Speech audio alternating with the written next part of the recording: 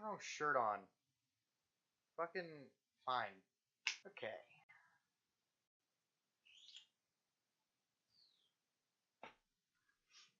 A little bit empty in here. Hey, What? I need you in here. Why? We're talking about Pokemon.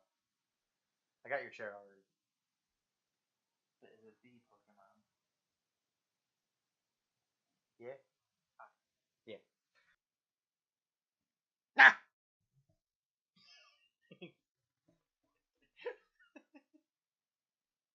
I hate you. I know. Fuck. So I was thinking about this on the way home from Mom's in the car. Oh yeah, drop that topic, boy.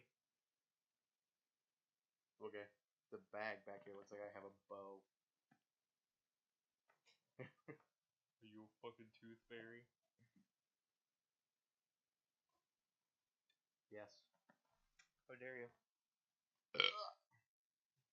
He's the tooth fairy that knocks out your kid's teeth and then takes the money. What's up, little Timmy? Pa! Give me that quarter! Mom!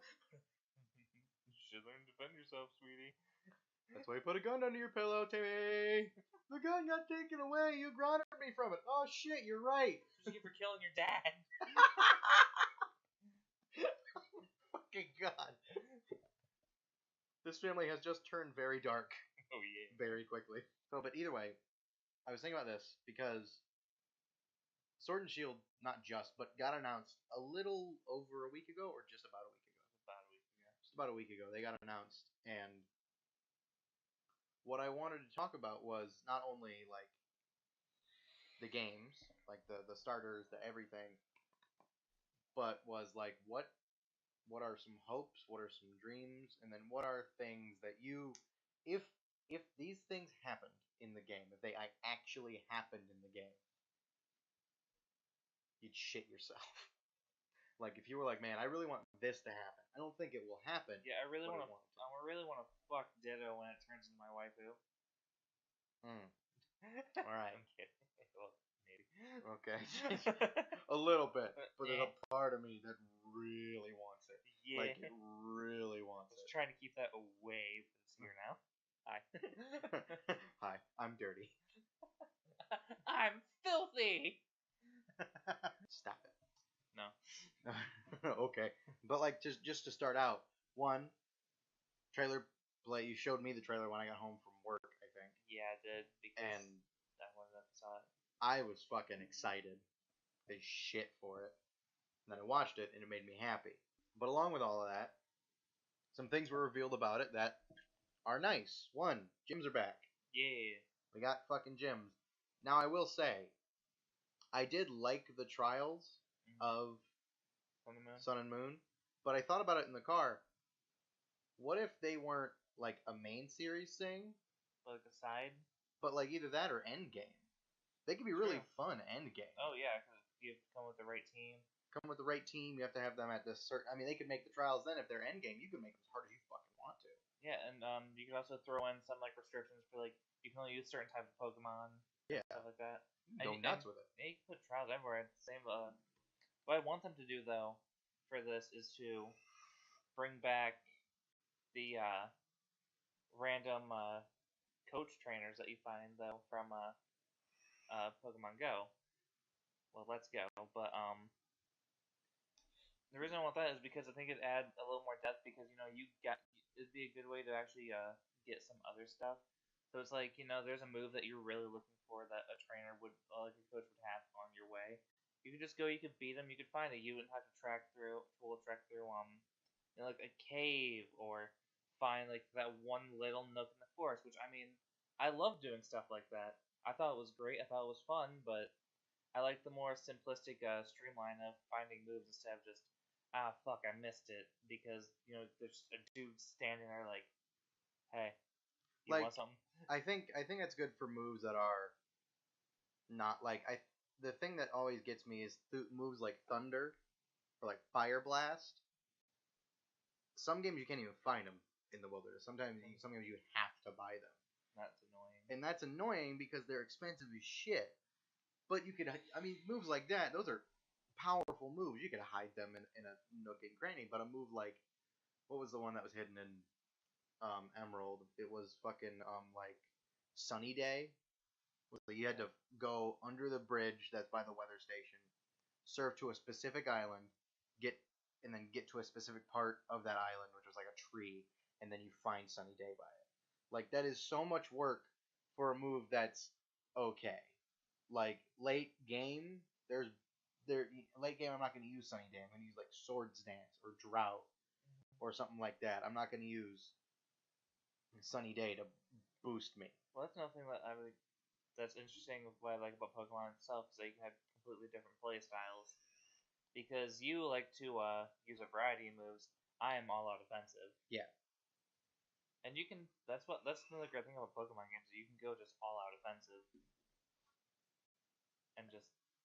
And then the nice thing is like you if we battled twice, you have go all out offensive and you could deck me, just fucking rock me real good. Yeah, like say you're using like kind of like a rock me, kind of like a hurricane. I wonder if anyone's ever said that before. Right? But yeah, like say you were using moves that like you're boosting your defense, but I have a obviously I would have a I'd be using Pokemon with high damage outputs, and so the chances of so critting are there, which means that I could break through your enhancing moves. Yeah. But at the same time, if I didn't get that, and you raised your defense for what, like 5 turns or something like that, and I'm not getting those crits, and then you're attacking, you're gonna fucking wreck me because I'm not. Holy shit! What the fuck? But yeah, and then like a move like Growth, that's a plant. I think that raises attack and defense. I think. I don't know. I will fix my error in post somewhere over your face. Oh, sounds like being here, Even though I asked you. But I'll say if it's yes or no. I don't remember. But then again, if you go all out offensive and you get a move like Thunder or Fire Blast or Hydro Pump off, especially on if you get Thunder on a flying type, fucking bye.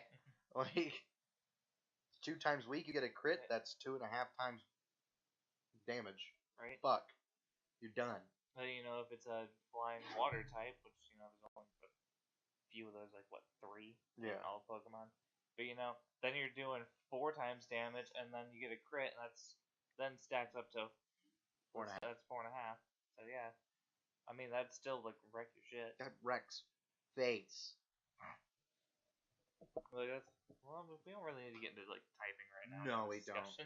We don't. I used to play competitive. I don't do that anymore. Never did. I just played it for funsies. Yeah. But another thing I was thinking of was like I wanted to mention that I didn't dislike Sun and Moon. I didn't dislike that game. I thought they were great games. It was very slow to game, which I know everyone already knows Yeah. about. Oh my god. That fucking the hour shit and a was half to annoying. 2 hour tutorial. But then as soon as the game opens up, kind of giving you your first actual island to explore, which is the second island you go to. The game is a fucking blast. It's up there with some of my favorites. See, I like it, but just the issue I felt with it was it wasn't alive enough for me. Like I played through it all and I loved it, and every time I come away from getting through the main story and everything of a Pokemon game, I have this feeling of okay, cool, did that. That was awesome. I've had it with every game since even Black and White, Black 2, White 2. Those were fun. When I played Sun and Moon, when I finished it out, I just didn't feel that. I still felt good, but it just felt like it was very, very forced. You were very, very, and every game is forced. I mean, it's all linear, but it's hard to explain.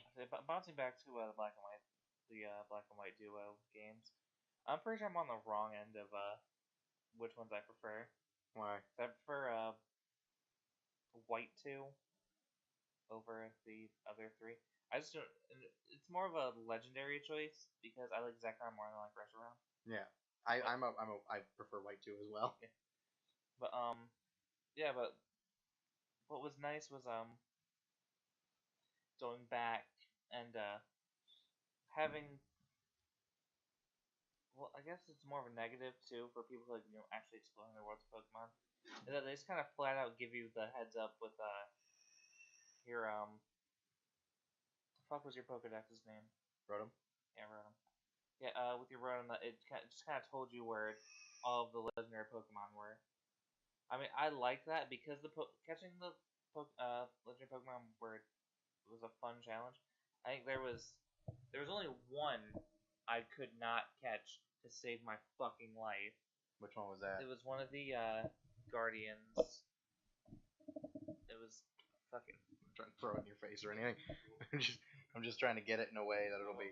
What are you telling me to suck your mic? Yes. Sun Moon had a lot lacking in it. Sun and Moon had a ton of things lacking, but also I think it had a ton of steps in the right direction, just not executed in the right way. Because like that, when you get to the end game of Sun and Moon, the only two difficult things that you're gonna do is fight Red and Blue. Mm-hmm. Like Blue, I did beat Blue. I didn't beat Red. Red rocked my shit. Even like I had Pokemon over leveled for him, he still managed to deck me, even though I had all the right typings. It was difficult, and then you got hunting down the legendaries. When you got to battle legendaries, at least for me, aside from the one I couldn't catch, was I felt they were way too easy. Yeah. And then you go you take a step back to X and Y, which personally, another unpopular opinion, X and Y is actually my favorite generation now. It's my fave gen. It was so good. It was a great step into an open 3D world. Hunting down the legendaries were challenging, and then when it came to getting your game's legendary, it felt epic. And the fact that they also changed in between between the games, the cinematic of them Mm-hmm. coming to a fight, and wasn't that the one that introduced Mega Evolutions? The Mega Evolution mechanic too. That was 100% legit. That was awesome. And I don't want to knock the Sun and Moon Z moves. That sound on paper, that sounds awesome. In how it was executed, I think didn't do too well. It just I agree. it didn't hit the right note. I think if they put it instead of like Z moves being these all powerful, just straight on attack moves, and being these hardcore, heavy hitting moves, something like a battle ender, make it more like it's more like a showpiece. Like, let's say you do the Pokemon contest, and if you do really well, and you use your Z move during a Pokemon contest that like shoots your hearts up or whatever. I don't know. It'd be very good aesthetic, but as far as especially from a competitive standpoint, that's just annoying. Because if your opponent gets their Z move off before you, you're basically, at least who's ever in front of that's usually dead in the water. It just makes it difficult to work with it because it's just this heavy hitting move that just hits and you don't have anything to do about I it. think that's another thing that, especially for someone who does competitive Pokemon, is with every new Pokemon game we've gotten uh, since X and Y, it's been straying further and further from the competitive area because they're making things understandably so. Is they're making the game more accessible for newcomers, people who've just never played a Pokemon game before, for kids. Is that they're making it easier for them, so it's powering up your favorite Pokemon now is just it's so easy. Yeah, I think another thing they another thing they could do with this is the thing that they've never done in a Pokemon game is like game modes. Like, so let's say you go in and you start up the game and you're like, okay, I'm gonna start it on. Let's say they have beginner, trainer, like they have rookie, trainer, and master. We'll say, well, like these are proxy names. Rookie, you've either never played or only played a bit of one Pokemon game. You don't really know what's going on. You don't know how to do much, so it runs you through this tutorial, this lengthy tutorial. Because like the Sun and Moon tutorial, for someone you or me who have played these games our entire lives, it was annoying. But for someone who, if that was their first game, that's everything they needed to know from, for us, for you and I, what, 10 plus years of playing in an hour and a half. Honestly, that's good. For someone who never played it before, that's a good idea. It's a good introduction. But if you've played them your whole life, you're like, yeah, I get it. Fuck. I think instead of just implementing like difficulty settings, just giving you the like well, you brought this up in one of our videos. I think you brought it up in our Pokemon Go series. I don't know if that was a video that got posted, but I don't know either because computer crash. Woo! but you brought up just giving the no it wasn't. It was during our Spyro playthrough, and it did get posted because it's in the shit. Pokemon Rant video. Yeah. But yeah, you pointed out just giving the option to just kind of say, nah, I don't need a tutorial. I know what I'm doing. And then for the people who don't know what they're doing, they can say, yeah. And then if you feel ballsy, you've never played a game before, hit no. See what happens. Go nuts. How do I walk? I'm okay. Fine, I promise. But I think, and then like, but if we go on like what I'm, so that rookie has this big tutorial, and then you go into trainer, and trainer has just a quick recap of how it works. Like, here's how it's like it's like fast forward tutorial basically. It's like, hey, do you remember how catching works? Yes. Yes. Do you remember how type matchups work? Maybe no. So it's like, hey, here's a quick understanding of watching how a type matchup works. Just very basic stuff. And then from there you can kind of infer how it works. And then like it just be basic shit. And then in Master it's like you don't need anything. I've done this before. I know how it works. I don't need this. And Master just throws you into the game. Right. Now I'm not saying that's how it's gonna be, but like that's just at least have like a system where I can say, hey, I don't need a tutorial. I've played this already, and that could just be like, and it's I mean, so many games do that. So many games come up and say like, I don't like this game at all. I'm going to mention that I hate this game, but Sword Art Online Fatal Bullet. As much as I hate this game, and I have talked about it extensively on various videos about how much I hate this game. But it did, however, do a good job where I played through it once just to kind of get the feel through the tutorial, and then I didn't like the character I had, so I canceled the whole character out, and then I went back in, and it said, do you need a tutorial? And I said, no. And so it just bypassed the entire, it just dropped me into the world. Like, here you are. Like, yeah, okay. I know what I'm doing already. I literally just played this 45 minutes ago. Right. I know what I'm doing. Where it, at least like a choice of saying, hey, yes, no. And then with it going on to like a home console. Because we're going on to something that has, from something that had even the Nintendo 3DS, like X and Y, or even Sun and Moon especially, is about the same graphics as a low poly GameCube game. Like it works on the same graphical limitation. But moving into like the world of the Switch, which has about the same processing power as first gen or even second gen Xbox One. I mean, you got a lot more you can do with, and if you don't believe me on that, play Breath of the Wild. Just play that and you'll understand. Like that game's huge. Right. They have Skyrim on this. It's huge. They have Dark Souls remastered on this. That's a lot of shit in that game. There's a lot of things that happen around you in the Dark Souls 1 game that on like a regular Nintendo console before the Switch, it couldn't have run that. Like the Wii probably could have barely run that. Well, I guess here's the thing: is that yeah, there's a lot going on in Dark Souls, but Dark Souls isn't actually that much. It's not that much in the way of like game systems now, but for a Nintendo console, I mean, well, Breath of the Wild would still be a better comparison because just considering what's required of the system itself, Dark Souls Dark Souls Remastered is so low on the scale. Like even just the system memory you need for it to contain everything is less than 10 gigs. Yeah. No, that's. It doesn't have a whole I'm lot not. I'm not further onto meaning. it. I'm not meaning. I'm meaning it's. I think I said it right. It's textures. How because the game because Breath of the Wild is cell shaded, Yeah. whereas Dark Souls isn't cell shaded. Though a cell shaded Dark Souls would look weird as shit. But it's not cell shaded. It's texture shaded, which is incredibly taxing on RAM. No matter what the game is, it's taxing because it has to texture out and shadow out, even if it's doing the same thing over and over again. It has to do that.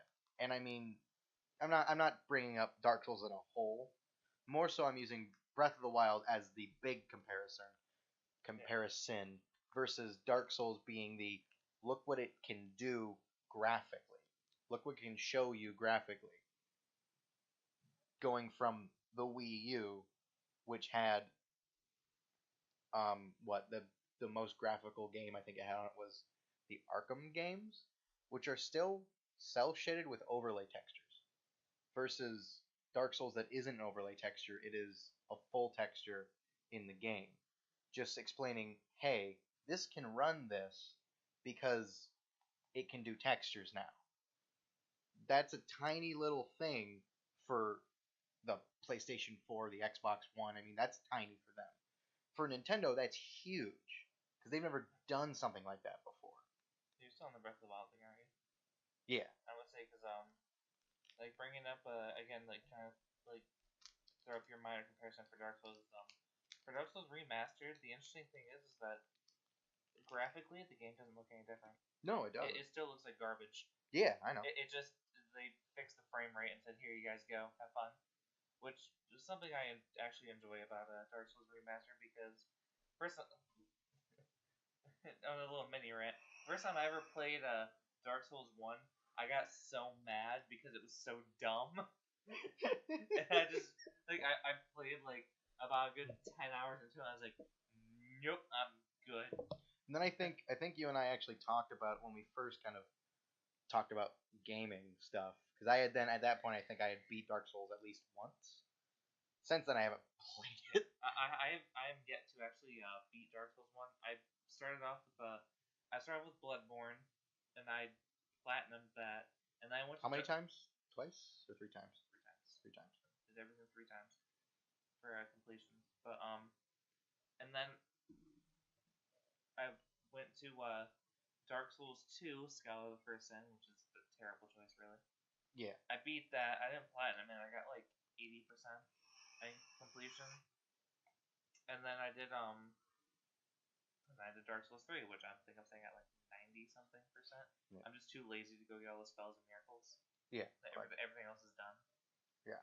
But alright, so we're getting very off track. Let's get back to Pokemon. Okay, but so what I wanted to mention with the Breath of the Wild is I've mentioned this a lot in different games that I'd want to see, but whenever I have a hope for a Pokemon game, it's always on a handheld console. So I don't really put in a lot of stuff about how big the world should be because you're limited to this handheld console.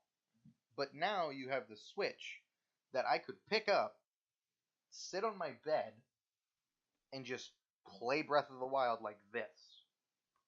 And it looks amazing. Then you put on TV and you're like, fuck! And then the other nice part about it is you just, Joy-Con, you can just hang out, have your fucking arms just flailing wherever you want. Just sit them around. Well, that's one thing I want. I'm excited for Sword and Shield is just because even on the handhelds, like it's the worlds were still really big. They for, were for X, Y, and Sun and Moon. Those worlds were huge, and especially for still being in 3D. So moving over to the Switch, I'm expecting them to at least triple the world size. Yeah, no, it's gonna. I'm expecting it. Like when I go into a forest, I want it to feel like it's an actual like full forest I'm going through.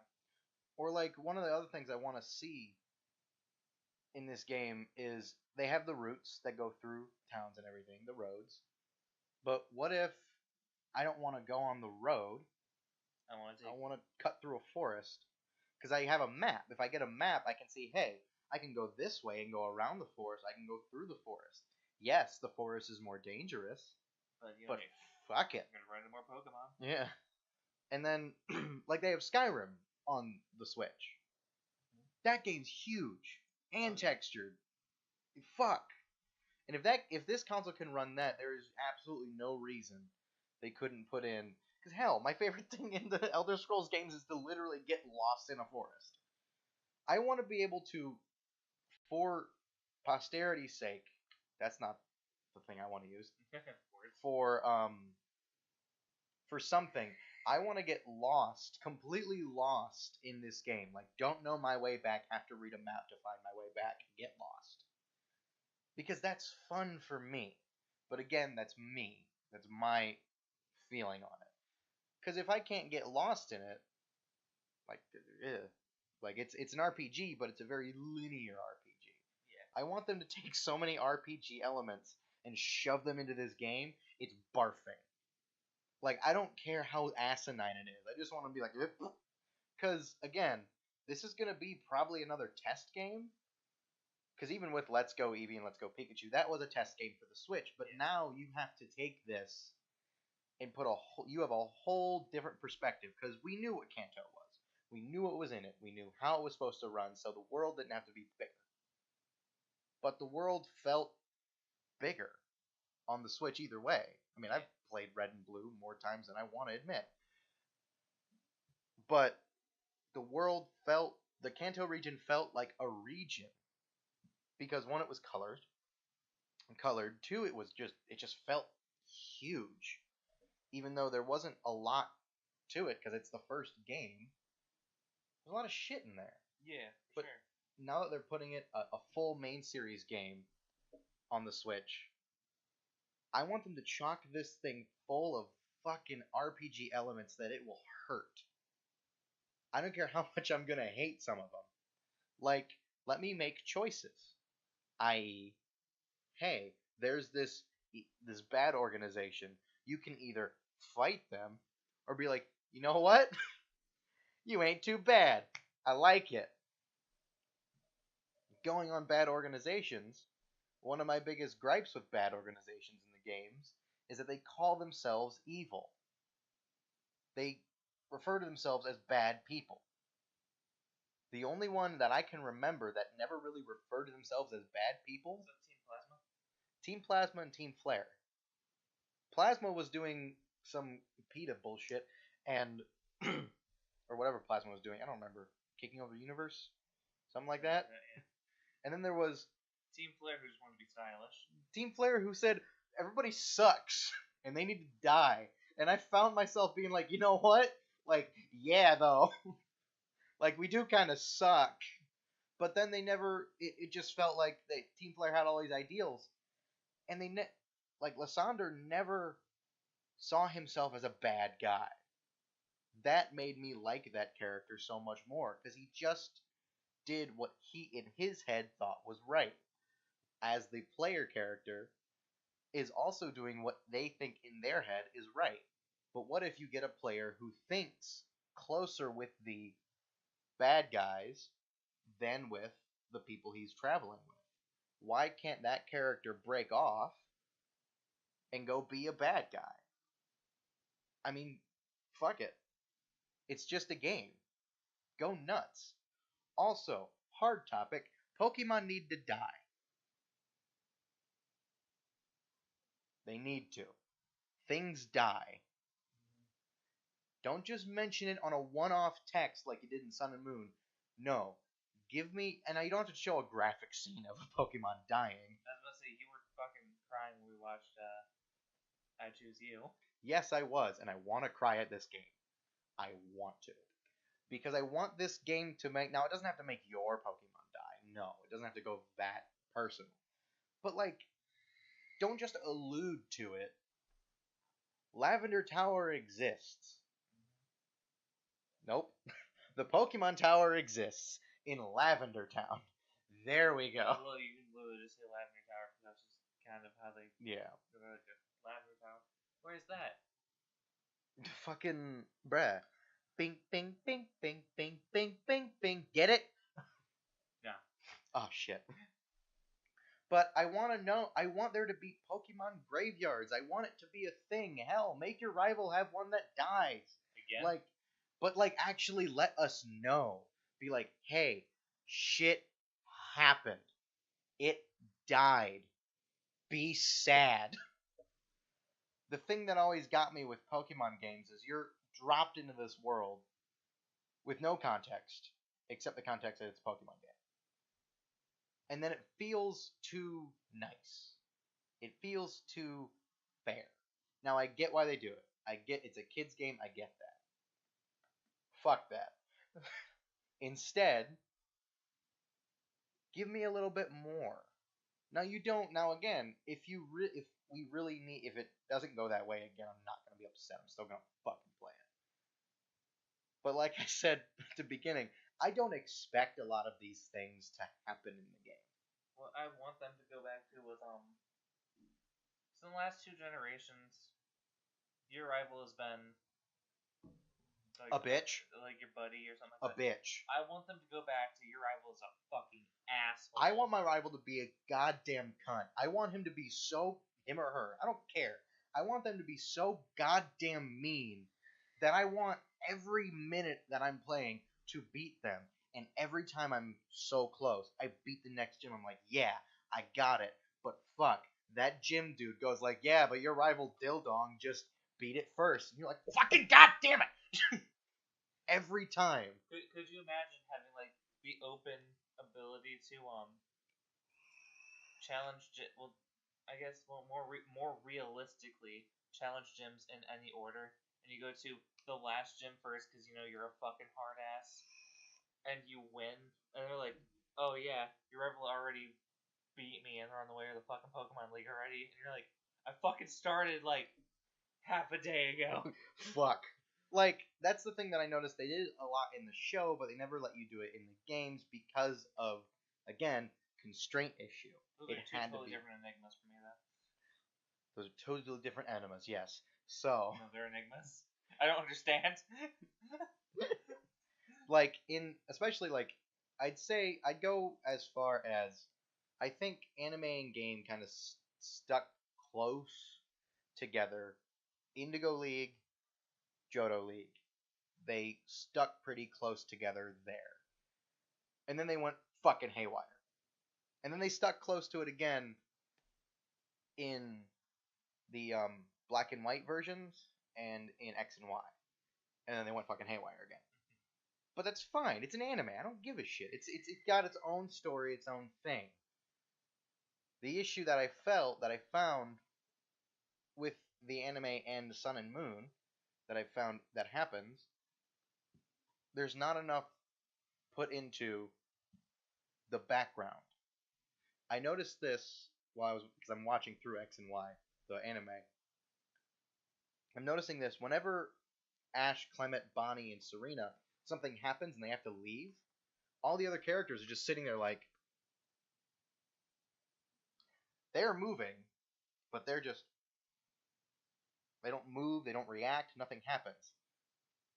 Now, Yeah, there was a background though. yeah. But in I Choose You and Power of Us, the people in the background reacted. I noticed it and I loved it. It made it feel less like a it made it feel like a world. Like it's something different. Like I'm going to pull up an episode just that I just watched, the Rhyhorn race one. The cameras go out in the Rhyhorn race. And so Ash, Clement, and no, Clement, Bonnie, and Serena, because Ash is racing, get up and run towards it. And then there's a person that's sitting right next to them. He's just sitting there, jaw agape, like, but static. Even if he just moved his head, like, oh, that's happening. Fuck. That changes the whole thing.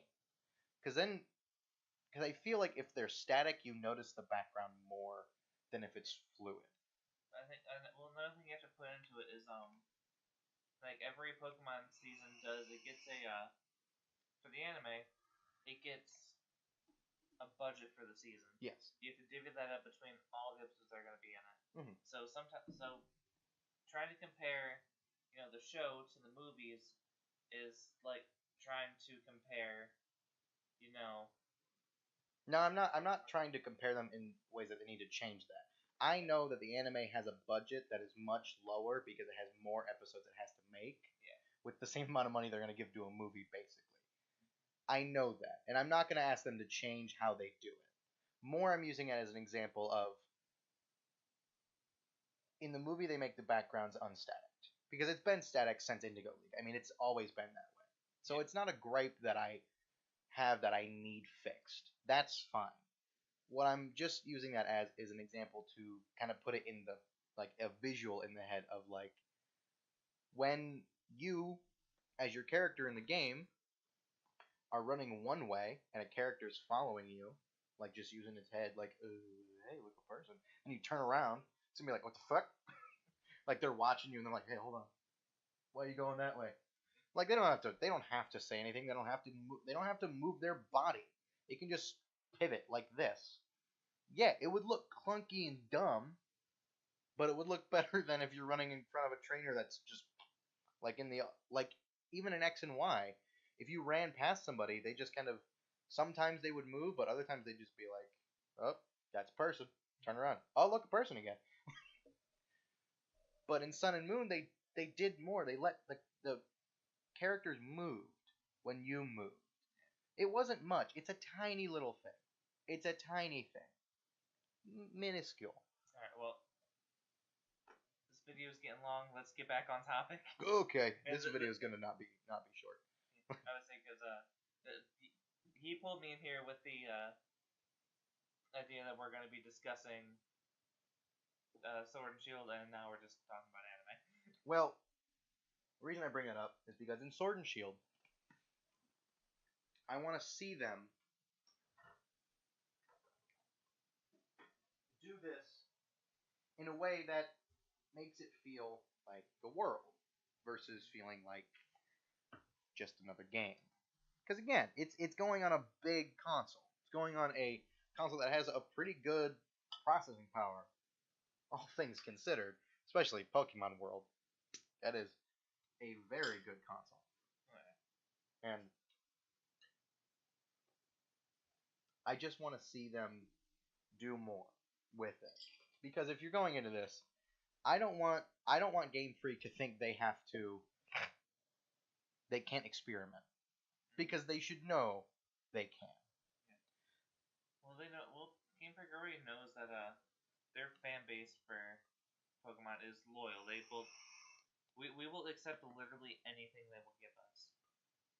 Which like in even example, they just gave the rights to Niantic to do Pokemon Go, and even though Pokemon Go isn't that great of a mobile game, we still accepted it for what it was.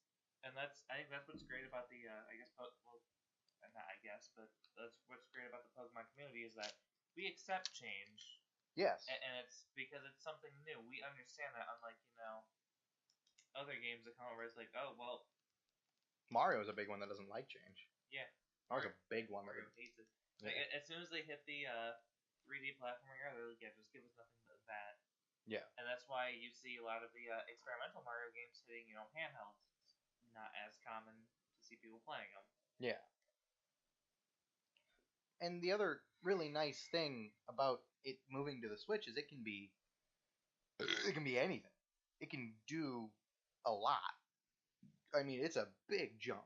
It's a god damn. It's a huge graphics and processing jump. It's going from basically giving you $100,000 and saying buy 4 cars to going here's $500 million, buy 4 cars. Okay, I can buy many different cars with this instead of buying a couple cars. Like 100,000 and buy 4 cars. That sounds easy because there are many cars that are 10K. Right. But let's say you want to buy out 3 really new, nice cars. They're at about $60,000, $64,000. Bring it down to $60,000. That's $90K in 3 cars. You have $10K for 1 more. But in $400 million, you do that same thing. You've just only spent a percentage, not a big percentage of the overall sum you're given. So it's basically their Game Freak's being like, all right, we have a lot more to work with. Let's make it happen. And this game has been in the works for a while. I'm expecting them to do this. They know that, hey, we've got all this power now. Let's take advantage of it. And I'm almost 100% sure that I'm about 95% sure that it's exactly what they're gonna do. The other 5% is it's gonna be just a standard world, a Pokemon sized world, which still isn't small. No, it's not small at all. But it's what they have to give to us is a lot. And then if they make the world like the same size, but they pack a bunch of shit in it, that's still good. Like, there's the Shivering Isles in Oblivion. That is not big. That is not a big place. That is actually quite small. There's a lot of shit there. But they put a lot of shit. The Sheogorath quest alone takes hours. And I mean hours. No matter how strong you are, it takes hours. Because the landscape is difficult to travel through, and there's enemies at every fucking corner, and everything else. There's just stuff in it that makes it difficult to travel through, no matter how good or bad you are at the game. Right. And that's a good stone to cast in the river of Pokemon. Because, like, here's this big shit you can do. I don't want to see another Ripple. I want to see a goddamn tidal wave. Analogies. Metaphors. Whatever those are. Automatopoeias. I want to see fucking Dio Brando come down from the goddamn sky, scream, Zawelda! And just blow shit up. Also, I want to see the enemy team fucking take hostages. I want to see them get crazy as shit. I want to see this enemy team be a goddamn enemy team. Oh, you mean Team Rocket in Gen 1? Yes. I want them to be the bad guys. I want to be like, oh, we are harboring Pokemon. That's going to happen either way. But also, guess what we also are harboring? Your beloved professor. You're like, okay, you just made this fucking personal. Also, make the professor a reoccurring mentor. Please. That would be a great shout out to go back to X and Y. Because this is what I was expecting when I played X and Y and I beat the Elite Four. I was like, all right, it's time to fight my main rival out of my group of friends. Yeah. No, you don't. You fight the professor. And he's hard. Yeah. I wasn't prepared. No, neither was I. Because I was like, because when I had my team stacked, to where I was strong against all the recurring types that show up in the Elite Four. That's mostly predictable. Someone's gonna have fighting. You're gonna have ice. You're gonna have ghost. You're gonna have dragon. You're gonna have all four of those typings to deal with for the Elite Four, and then you can build your team also around the fact that you've seen your rivals raising their Pokemon the same way you are. Yet maybe they'll have an evolution. Well, their Pokemon will be fully evolved. That's expected, and you're like, all right. So that's what I did with X and Y. Is I prepared for all of that. I took about a good 2 hours picking out all the Pokemon that I wanted, and then leveling them up to know that I'm gonna be okay. And then the professor shows up with a completely different team, and I'm like, wait. Like, I want the professor to be like, yo, you're a really good trainer when you're starting out. He's like, you did great. And then, like, halfway through the game, get through, like, 4 gyms, and then he's like, okay, you fought your rival. That's cool. Fight me. And then he just dogs on you. Just fucking dunks on all your shit. That's Pokemon Battle you're supposed to lose. Yeah. Like, it's like you could win it. Like, it could be, if you are good enough at the game, yes, you could win it. It's also part of why I think Sycamore is my favorite professor, because of just how reoccurring he was in X and Y. Is because he wasn't just, you don't just go back to the lab and talk to him for, maybe for stuff. Bro. He's out in the world. Yes. He is not sitting in his lab just going, oh, when these kids are going to come back. Is you run into him I think 4 or 5 times through your adventure, and then you get that 6th time where you fight him, and it's awesome. I agree. I 100% want the professor and Sword and Shield to. Honestly, I feel like we need another female professor. Yes. We've only had one so far in all of the games. Yeah, Juniper. Yeah. We've only had one. This isn't. Technically, two, because Ivy's mentioned, but she's not in the games. But she is a technical character. There was going to be a side mission for her in Johto, I think it was, but they scrapped it. That's what I'm bringing up. I want us to have a an active in the world female professor because I feel like it's time we have another female. That's just because, and the reason I am like stressing female is because they put so much emphasis on male characters that it's time to kind of spread out a little bit. Like the most that they've really done for female characters besides your rival in Johto was wait, was your rival a girl or a guy? No, That dude? that was Silver. He's a dude. That looked like a fucking chick. Yeah, it's a dude. That's Giovanni's son. Fuck him anyway. Yeah, he's an asshole. He's a good rival though. Yeah, he's a very good rival. But but yeah, it's the most they've done for female characters in Pokemon is letting you play as a girl. Or Bianca in Black and White. But I'm referring to games. yeah, Bianca. Oh, yeah, right. Yeah. Right. And then like, well, I guess we do have May too, but May wasn't that good of a rival. no. Serena was an okay rival at the beginning in X and Y, but she kind of got soft. Uh-huh. But right away, like, she's this not a know-it-all, but just somebody who knows stuff. Yeah, she's someone that you could look at and went, been studying your shit for this day for you to do this. So you know that she's, you know, gonna probably do better than you because your character is obviously your character is portrayed as it's meant to be you in a way, but it's your Serena was a good rival in the fact that she was a character that took the time and care to know what she's doing or what she's gonna have to do. As well, I want to see them do I want to. What I think would be really cool is if you pick a girl character, you get a girl rival. You pick a male character, you get a male rival. Not flip flop it. Yeah, like, because the thing they did with X and Y, which I thought was cool, but I don't think they should do it again, is whoever you didn't pick, like if you picked girl, the boy's your rival. If you pick a boy, the girl's your rival. So I guess Caleb and Serena are both good rivals. Yeah. But more customization would be nice. Yeah. Bit more. I like what they did with in Let's Go, where you could buy outfits and stuff like that, but it was still a very small selection. Yeah. And it's something that like, you know, some of the customization options did get expensive. Like the crown was like $1 million or something like that. It was like $1 million or $10 million or something like that.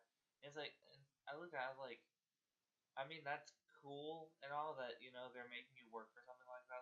And honestly, looking at it in the preview, it's aesthetically pleasing to see on your character. But it just seems like less pricey and just more overall. Yeah. Like, take the customization from actual Pokemon Go. There's a lot of customization for your character that you can have, and you unlock it as you play and you level up. Yes. That's nice. Or you can spend money to get it if you're a fucking whale. Yeah. Or talking back on the people walking around in the game, the champion, like Diantha, Yeah. just hanging out, You talk to her before you fight your first gym. You just kind of go like, "Oh, hey." Yeah. Or I think it's after your first gym because I don't remember. I don't remember. It's been a while. Yeah, same. Well, why? I didn't play X. My wife Caitlin played X. Because that's what we tend to do. But this time around, I'm gonna play both of them. Another thing I do want: multiple save slots. Yes. I want multiple save slots. Yes. Fuck yes. Because I want to be able to have, like, give us 3 save slots. one for each starter type, because then you experience the game differently. Even if you end up building your teams roughly the same, chances are, if you play like me or Dane, your starter is always in your party. Yes. So you have to work around the fact that maybe you're going to a gym where your starter is weak against, and you have to build your team around that. And it's just I want multiple save slots so I can have all three starters, because I want to be able to see just how the game is. Because that would give a lot of replayability. Because that's a big downfall to when I do play a Pokemon game is when I pick a starter and I beat it. That's just about it, because I have no reason to go back, because I would have to lose everything to start again. Yeah. I refuse to do that, especially when I put hard work of 50, 60 hours into a Pokemon game. I don't want to do that all again, and the payout and the downfall is losing everything. Yeah. No, it's. I'd rather have those multiple save slots because that would make it more fun. And then as well, whenever I get a starter, my starter will dictate exactly how my team goes.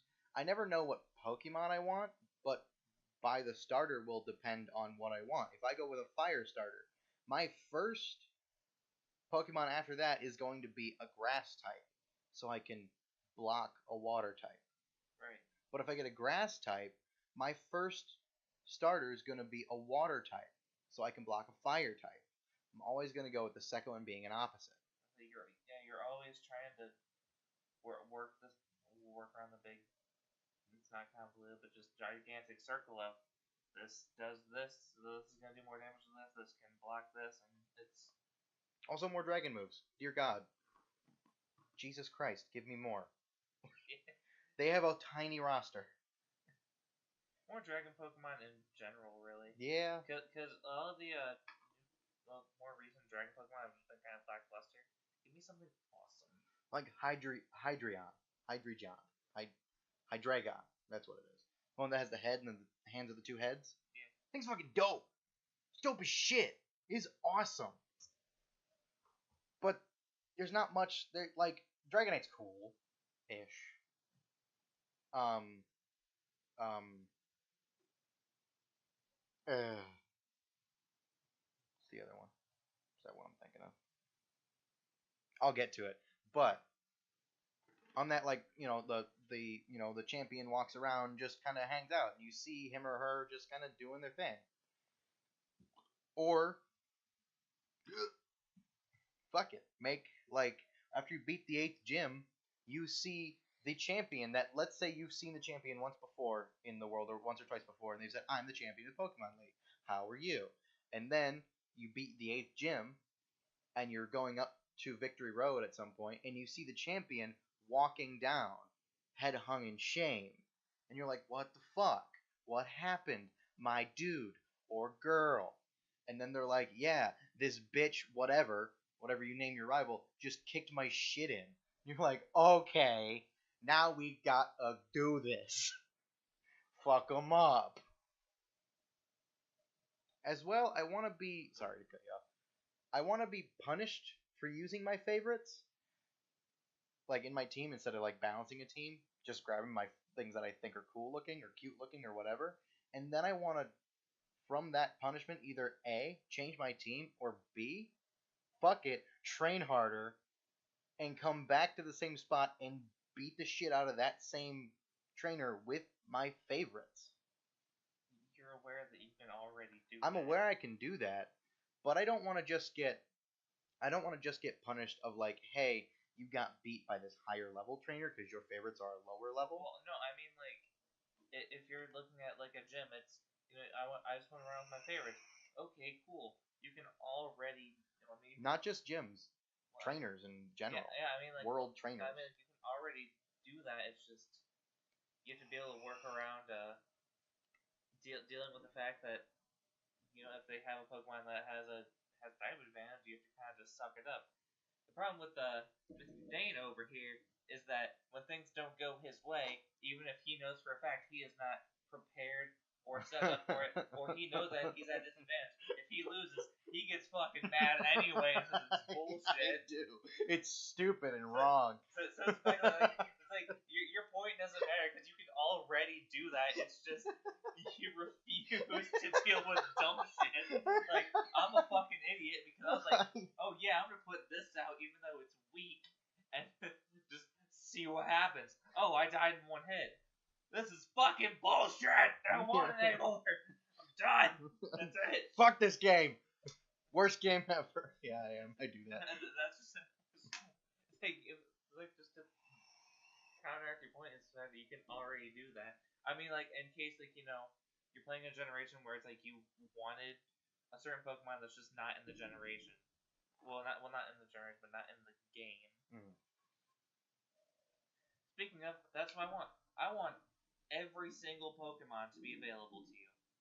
You can find it somewhere. That would increase encounter rates, but I want that because I want a fucking Esper. Yes. Again, that's my favorite Pokemon from X. Also, I liked Horde battles. I did. Let me throw out more than one Pokemon against a Horde. Let me at least go 2. And then also, I want Horde battles to, at the beginning of the game, they don't have to be hard because, they're low level. But when you're in an area of, I remember this happening in X and Y a lot. I'm in an area of fighting level 30s and level 40s in the wild, and I got like a level 55, and then it throws a Horde at me, and they're like level 15s. I'm like, dude, I want this to be fucking hard. I want this to make me mad. Doesn't take much. It doesn't. But I want this game to be difficult. Because of the fact of, it doesn't have to be difficult at the beginning. It doesn't have to. Like, obviously, it's not going to go in and be like, here's your level 5 starter. Level 50! Just, no. But once you start getting into, like, the level 30s to 50s range, I want those trainers to stop being just kids now. They have a level 30 or 40 Pokemon with them. And if they say in their like text box, I've had this thing since I've trained this up to the level it is or whatever. And then you fight them and they're bad. You're like, no, you haven't. You're just bad and lucky. Because no matter what, you can accidentally train your Pokemon to level 25. Yeah. Up to there, you can pretty much do that on accident. I do that in Pokemon games where like I have that one like lagging Pokemon that I just haven't taken out yet, and I have the XP share that the games have been giving out, which honestly for me is nice because I really don't want to. Myself personally, I really don't want to just go around swapping my Pokemon and training each one up individually because, especially like I didn't mind it when I was younger and didn't have a real life outside of just doing the basics that was required me, like going to school and stuff like that. Yeah, all I had to do. You went to school. Yeah. So yeah, I did. But like honestly, like I understand why they did it. It's just make it easier for again kids. Yeah. But like having it now, it's a good time saver for people who are adults now who grew up with it that have jobs that can't put in 100 hours in a shorter time span to keep up with what's going on, or maybe they want to beat the game. They want to see the actual story that unfolds, because that's honestly that's kind of why I play Pokemon mostly, is because Game Freak has a really good habit of writing good stories. Yeah. Or with the EXP share. Now I like doing the switch up. Like I like doing that. I do. But I know why it's there, and I will use it if I need to. But I want it to be, instead of it just being a flat. I want the option to turn it off then. I want the option to turn it off. I also want the option to turn it off back to where it's, you just put it on hold to one Pokemon. So you turn it on in your key items, and it gives them to all of them. Or you have a Pokemon hold it, and only that one gets the XP.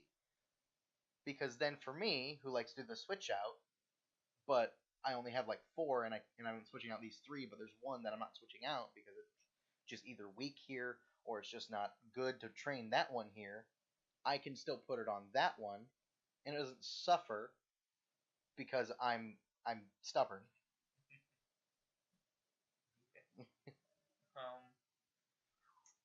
see what other things should we cover on Sword and Shield? I'd say like I wanna um I really don't want to get into the discussion of what kind of Pokemon we want to see. no. Because I'm not gonna do that. that could be a video all in itself.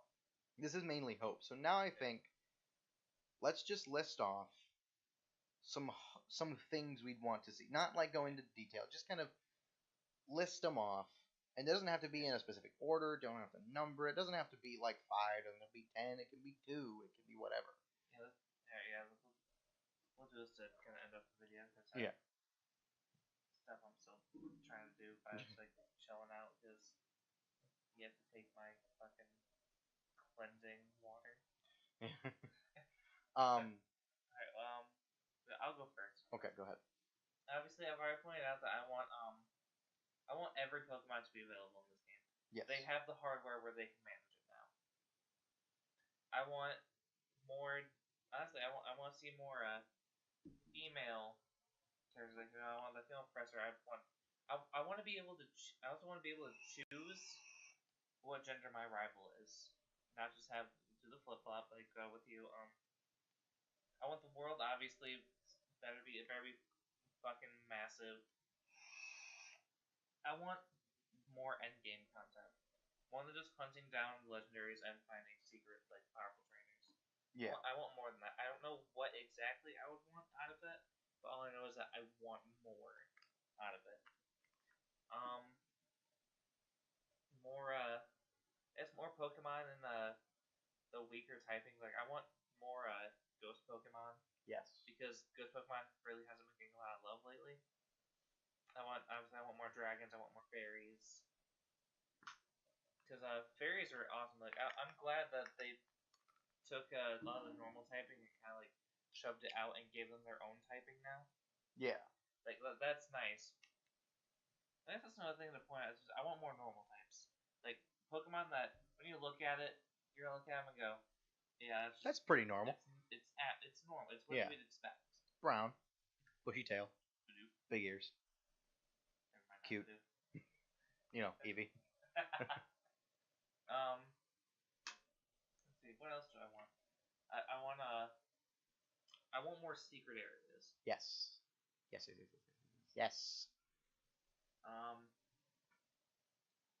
And obviously I know this is already kind of a thing, but I want the world to be more open and accessible at the start. Like if I want to walk into an area where the wild encounter Pokemon are like level 30, and I get my ass handed to me, I want to be able to look at it and go, that was my fucking choice. That was dumb. I had fun. Or don't even let me know that it's like a level 30. Like, get out of your town, it's in the middle of something, and you can either go up or down. Up goes to level like yours. Down goes to like level 30s. You're like, let's go down. Nope. I think it'd be more of a left or right, because looking at the map that they showed off for the world region, I'm pretty sure you start at the very bottom. Yeah, but I don't know. I don't know. I'm assuming that's where it's gonna be because the fact that the map is so fucking massive and shows a lot.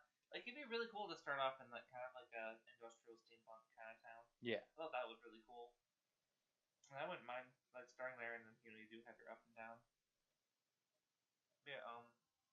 I want a town that has a population higher than 7. At least, like, give me 10 people. Oh, what are you talking about? Lumio City had a fuck ton of people. No, my starting town. Oh, your starting town? Yeah. Starting town in X and Y had like 12.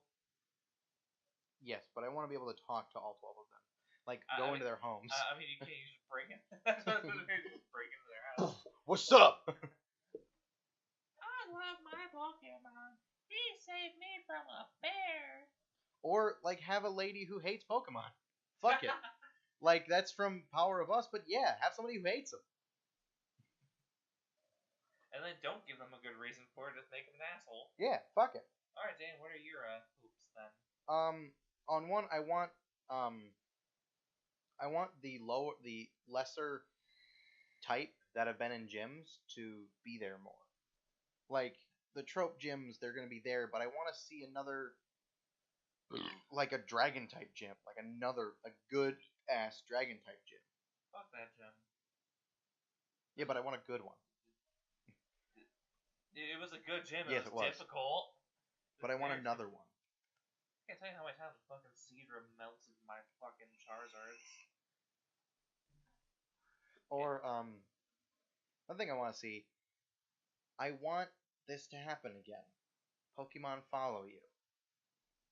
That's been becoming a staple lately.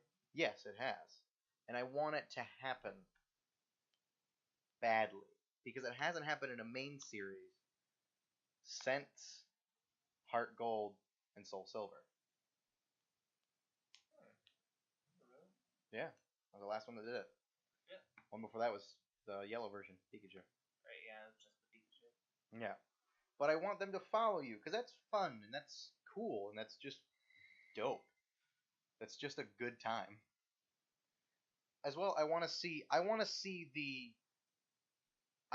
the rival team, like the bad guy team, be a bad guy team. And doing stuff. I want them to be not only active, but trying to counteract what the protagonist team is doing. Going into, like I said before, I want choices, and I don't just want the choice of what type of Pokemon do you want. That's it. That's your choice. After that, you don't get to choose where you want to go. Or I don't want to travel with a group. I want to be the fuck alone. I want to be alone doing this, and I want to meet people along the way. I don't just want to have this group that I'm thrown into like an X and Y. As much as I love that, I just want to find people not in my hometown. Like you go to the first town, you beat a gym, and then you walk outside and there's a person who's like, "Hey, you're cool and strong. Want to hang out?" And you're like, "Yeah." And then like let's say you go to two more gyms, and then they're like, "All right, I'm good here," and they skedaddle. Cool. Just dip. Yeah, like dynamics. I want people to be more dynamic. I want the rival to be a rival. I want them to be teeth clenchingly upsetting. I want to be mad every time I have to fight them because either I get really close to losing or I lose. And then instead of me going back and fighting them again to win, when I lose, that's it. Battle over. I lost. I don't get to try again until the next time we fight. Yeah, that's another thing. Like not having them like block you from proceeding through the story, where you have to beat them. Yeah. Like, you just have to fight them. If you lose, you lose. Obviously, you're not good enough. And they mock you for it. Yeah. They're going to make fun of you for it. Hell, they'll make fun of you the next time they fight you. And then if they beat you again, they just keep making fun of you. Until you beat their stupid face in. And kill their Raticate on the SSN. Because they're bitches.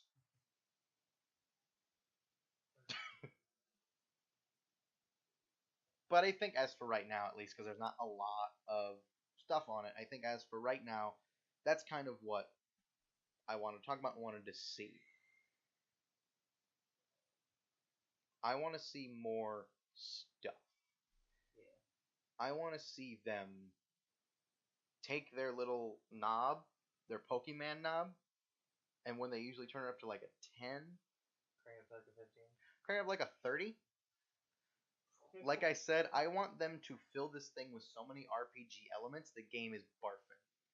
Some won't work, but do you know how you'll know they won't work?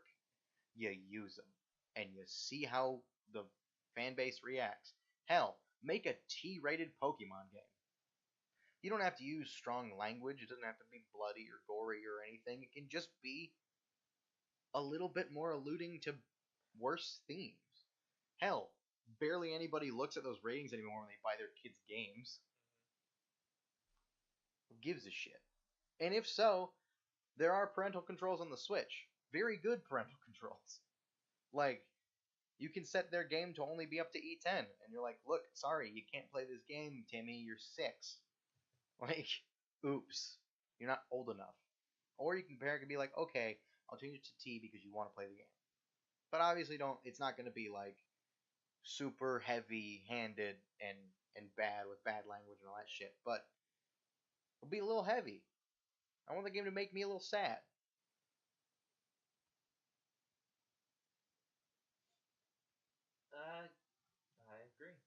I think that's about it for me right now. Yeah.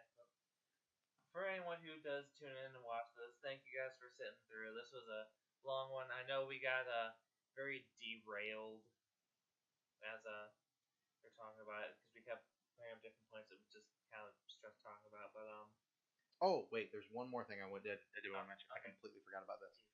So when we talked about Breath of the Wild and how big the world was and all that, and we wanted to translate that into the game of Pokemon, transfer that kind of bigness, that big chungus into the into the world of Pokemon. When you move that, if you use that kind of idea of making it this big world with all these big things happening, make it like almost hard to do everything. Like make the important story points be important and you have to do them. But give me side quests, like a lot of them, because that's the most fun thing to go into. Like I haven't played Oblivion in a month and a half. If I go in there, I can just look at my side quests, be like, I don't really want to play through the story for it, but I want to go kill a goblin and steal his treasure, fuck his wife. Let me do that. But I put it in Pokemon perspective, like someone lost their Pikachu, you need to help them find their Pikachu. So it's not a big side quest, no. It's something little, but maybe you make like a friend that you can then like call in battle or whatever. Fuck it. Right.